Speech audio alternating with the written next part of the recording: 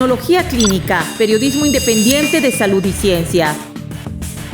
Nos encontramos con el doctor Gustavo Olaiz Fernández, quien es un destacado especialista en nuestro país. Él es coordinador del Centro de Investigación en Políticas, Población y Salud de la Facultad de Medicina de la UNAM. Doctor, muchas gracias por esta entrevista. Al contrario, gracias a ti. Gracias. Doctor, me gustaría preguntarle, ¿qué nos podría decir acerca de la historia de las pandemias y de las epidemias, sobre todo aquí en México, las que han impactado, el origen?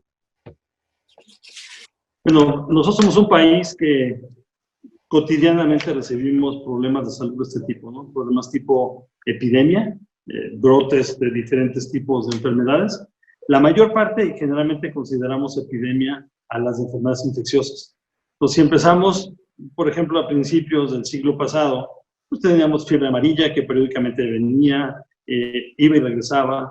El tifo exantemático, que en los 20 fue un problema de salud muy serio para nuestro país. Y por supuesto, el más importante que habíamos tenido durante muchísimo tiempo, que fue la viruela.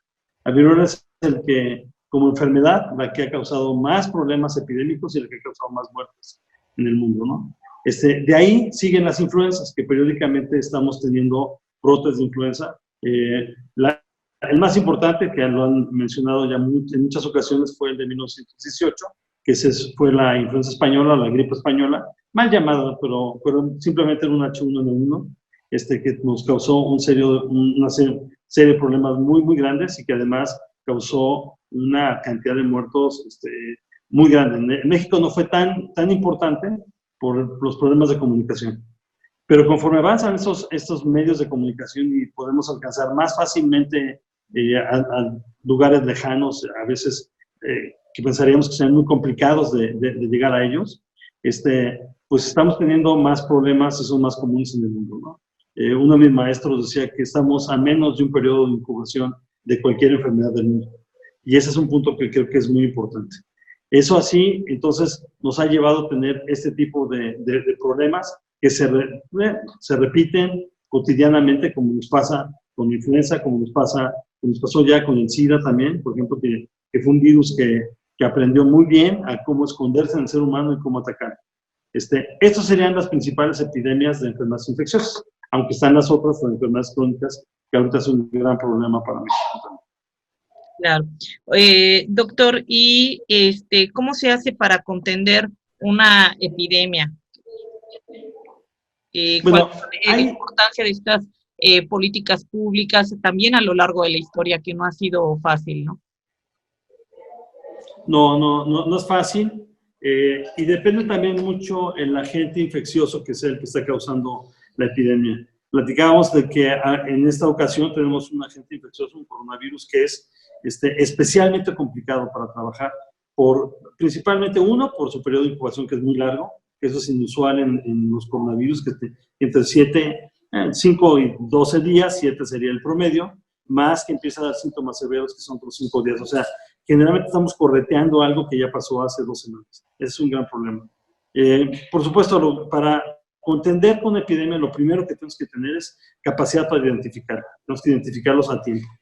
Esta es la idea de tener centinelas. Creo que es una idea muy buena para el principio de cualquier epidemia. Es estar preparado para identificar dónde y cuándo llega el primer caso, dónde y cuándo empiezan a generalizarse estos casos.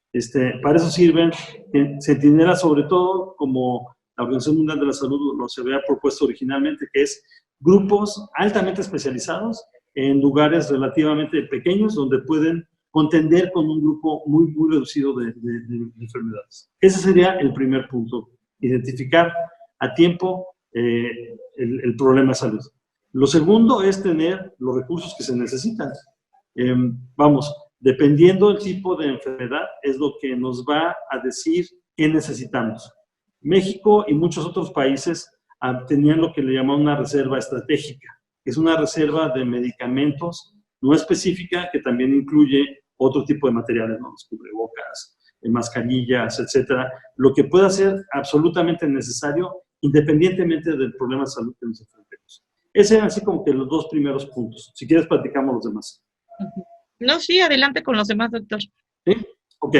El tercer es tener un sistema de control que diferencie muy bien las etapas sobre todo del manejo que puede darle los sistemas de salud y la misma población. Un sistema de control es un sistema tipo epidemiológico en donde tengamos la mejor información disponible para todo el mundo, que rápidamente podamos definir dónde está ocurriendo, qué tanto están ocurriendo, y entonces identificar y enviar los recursos que se requieran a este tipo de centros. Eso nos pasó, por ejemplo, cuando tuvimos el cólera, en donde se movían muy rápido los recursos de un sitio a otro, dependiendo en qué momento estábamos y qué estaba pasando con la epidemia. Y entonces, si era Yucatán, pues se mueve a Yucatán, si es Estado de México, sigue el Estado de México. Y cuando se generaliza, ¿cómo puede los que han ido pasando por estos brotes ayudar a los que están empezando? Esa es una parte que es importantísima. O sea, no solamente la federación gana experiencia, las entidades, los estados, van ganando experiencia y pueden ayudar a los demás conforme van saliendo de este tipo de trances. Eso esperaría yo verlo, ¿no? Una federación esperas que todo el mundo participe y participe bien. El cuarto punto siempre es un problema, un proceso de comunicación efectivo. Necesitamos informarle a la gente siempre lo que está pasando, pero siempre. A veces esa es la parte más difícil, cómo comunicar mejor la información que le vamos a dar a la población. No es sencillo porque uno quiere comunicar lo que quiere comunicar y la gente entiende lo que quiere entender.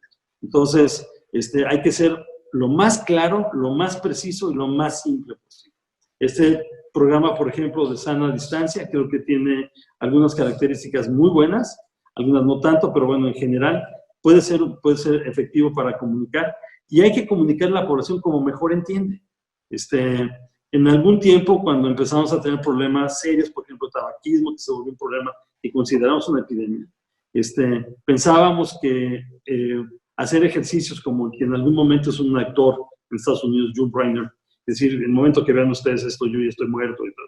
La muerte no es buena vendedora en México. Eso encontramos, entonces, tenemos que encontrar lo que mueva y lo que motiva a la población, sobre todo a la mexicana, para decir, sí, me paro, me detengo y no voy a causar mayores problemas yo y voy a ayudar en este proceso.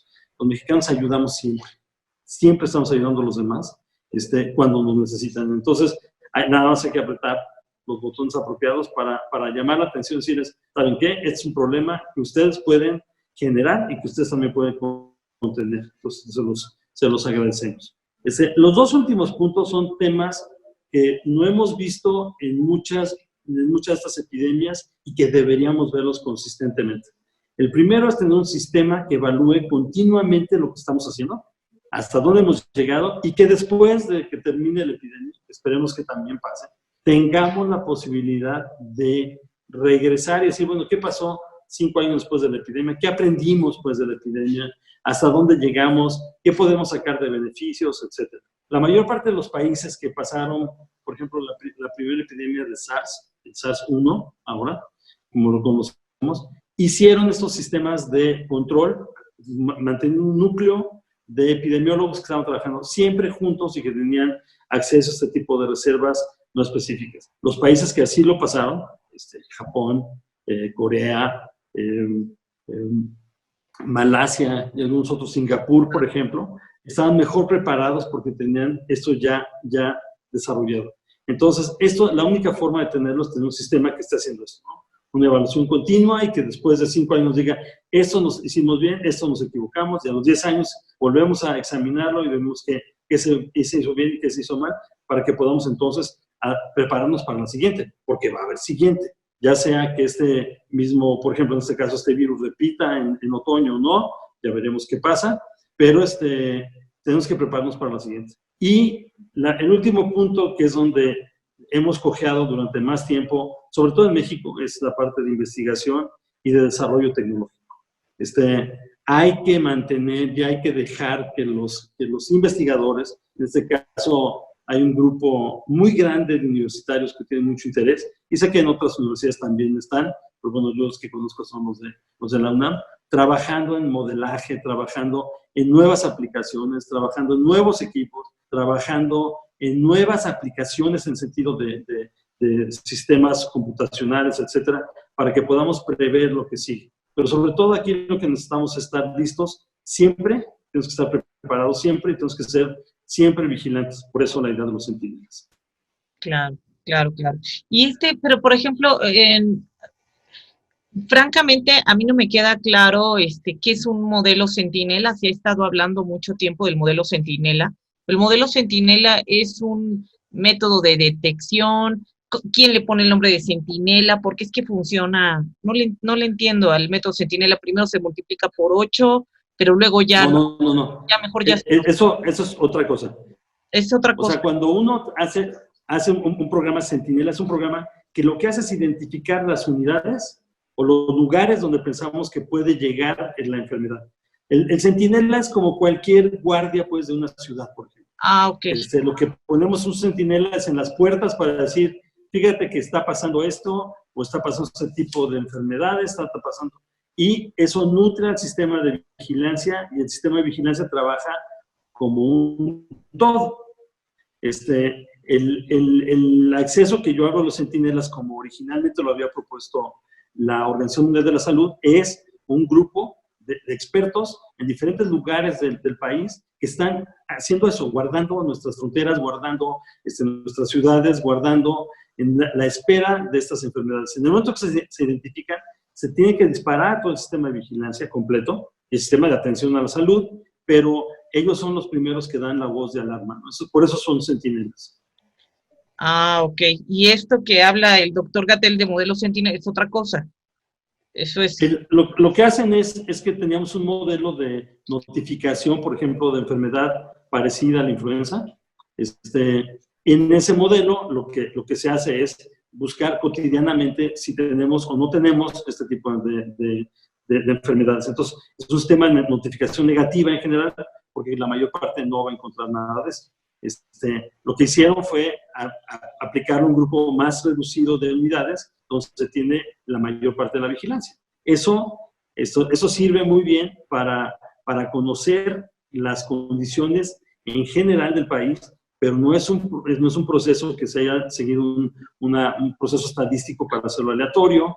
Esto implica entonces otro tipo de consideraciones. Yo diría, los centinelas pensémoslo como aquellos que vigilan la entrada, y una vez que está adentro, necesitamos otro tipo de modelo para que haga seguimiento de la población, para que podamos hacer, lo mejor que hacemos es seguir la enfermedad y contenerla.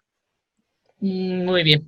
Oiga, doctor, entonces a nosotros en México, pues a lo largo de la historia, se han tenido muchas, bueno, ¿qué hemos tenido en México? 3 pandemias, la de la gripe española que llegó, la de H1N1 y esta, ¿serían 3 pandemias en toda la historia de México o...? No, hemos tenido muchas, ¿no? Viruela y venía.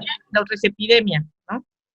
Sí, o sea, el término, yo diría, manejemos para México epidemia, porque bueno, pandemia es lo que ocurre en todo el mundo, eso nosotros no lo declaramos, las epidemias sí son problemas de salud para el país, y esa sí tuvimos entonces, la influenza española, SIDA es una epidemia, sigue siendo una epidemia, la influenza periódicamente es una epidemia para nosotros, cada año tenemos brotes y rebrotes de influenza, fiebre amarilla, tifo, y sobre todo la que sea viruela, ¿no? Que fue la más importante.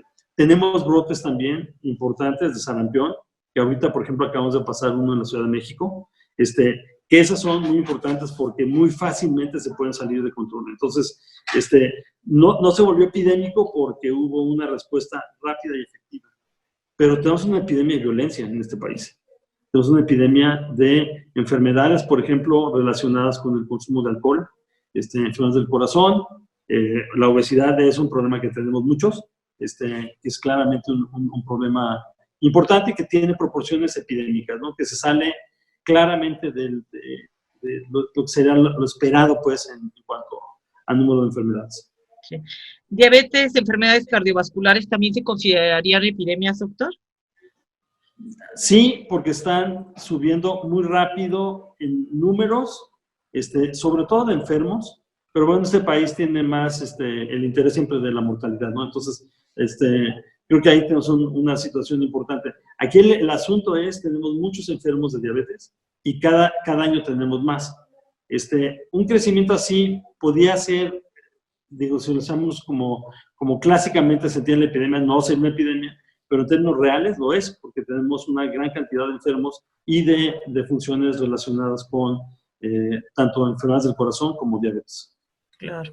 Ay, doctor, entonces en México, paralelamente a esta epidemia, a lo largo de la historia hemos tenido muchas epidemias, pero seguimos teniendo las otras epidemias de la pandemia, ¿no? Aparte de la pandemia, hay otras epidemias. Y Claro. una pregunta, doctor. En su vasta experiencia, ¿cuáles sí serían las fortalezas como mexicanos para salir adelante de estas epidemias y de todo esto? Bueno, en general lo hemos tenido y tenemos un sistema de vigilancia muy robusto que se ha venido construyendo a través de mucho tiempo. Hay un sistema de notificación inmediato, que es un sistema que funciona muy bien. Simplemente hay que mantenerlo funcionando y creo que eso es una enorme ventaja. La segunda ventaja es el mexicano. O sea, nosotros como pueblo somos un pueblo que cuando nos convencen somos tremendamente disciplinados, ¿no? Entonces aquí el punto es mantener esa disciplina. Cuando hemos estado a la gente, cuando hemos tenido estos grandes eventos de desastres como inundaciones o terremotos, etcétera, la población entra y responde muy rápido y responde muy bien. Somos un pueblo muy, muy dado a ayudarnos los unos a los otros.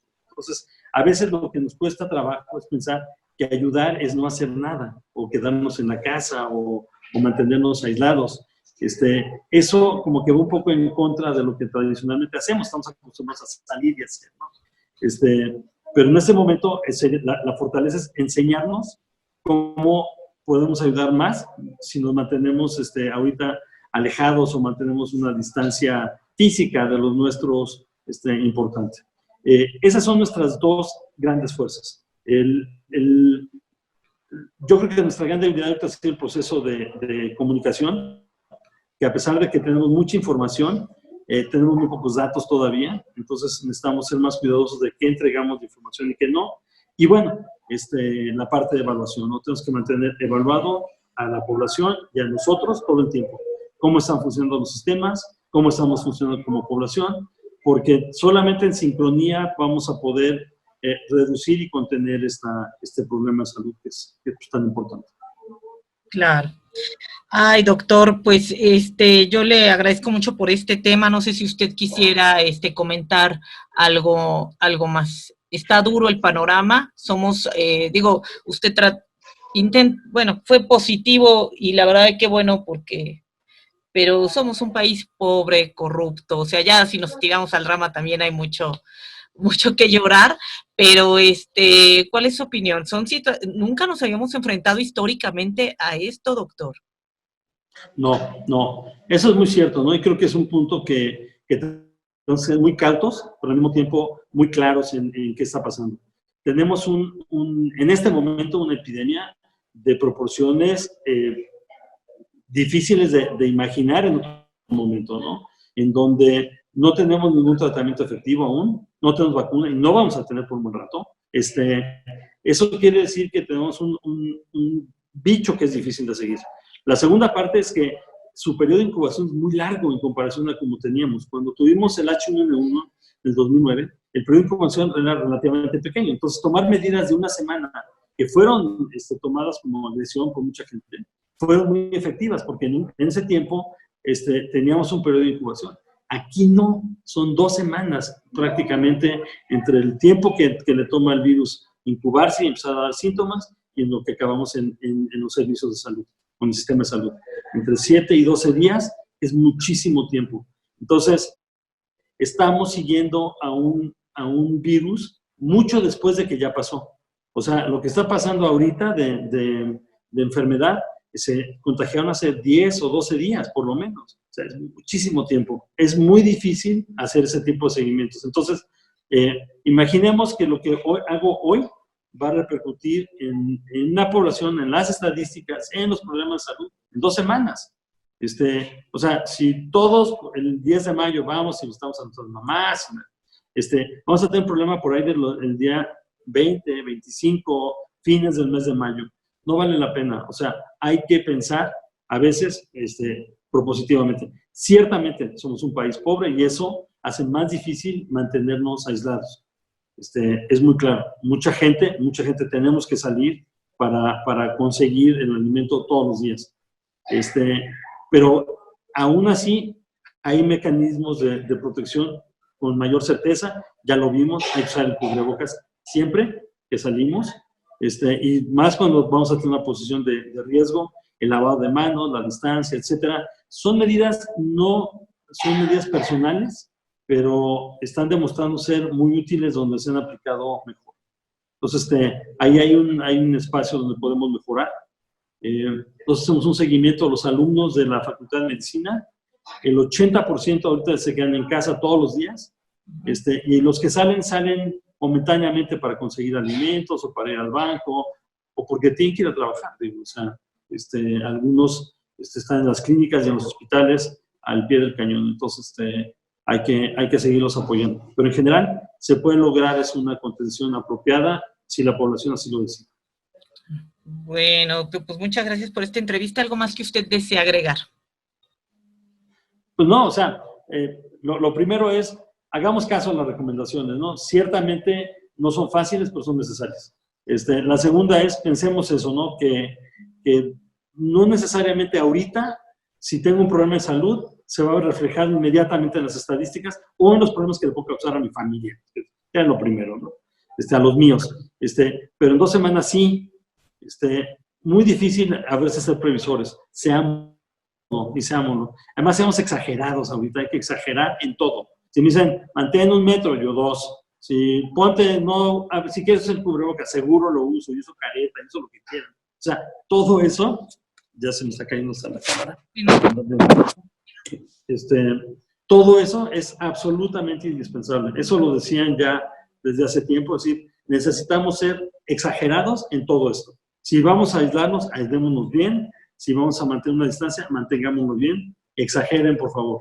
Es lo mejor que podemos hacer ahorita. Bueno, doctor, pues muchas gracias por esta entrevista. Al contrario. Tecnología clínica, periodismo independiente de salud y ciencia.